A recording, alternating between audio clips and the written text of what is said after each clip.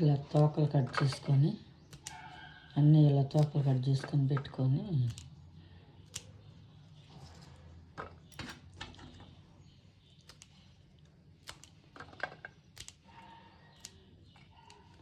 అన్నీ ఇలా తోకలు ఇలా అన్నీ ఒలిచి పెట్టుకోవాలి.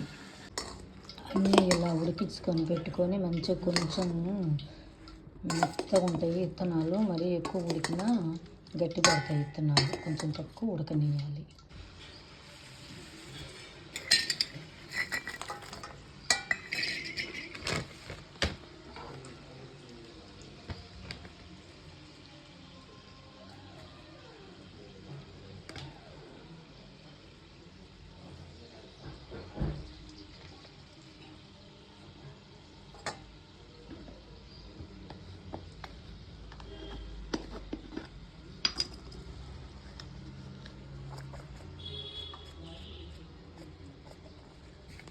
ఉప్పు, కారం ఇట్లా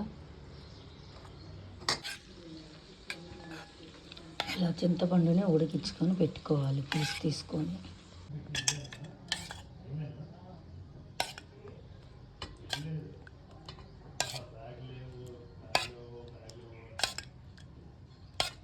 ఇక్కడ చింతపులుసు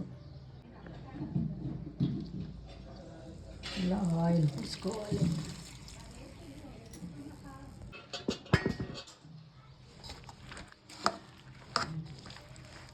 ఇలా బాగా కలుపుకోవాలి. మంచిగా మిక్సింగ్ చేసుకోవాలి.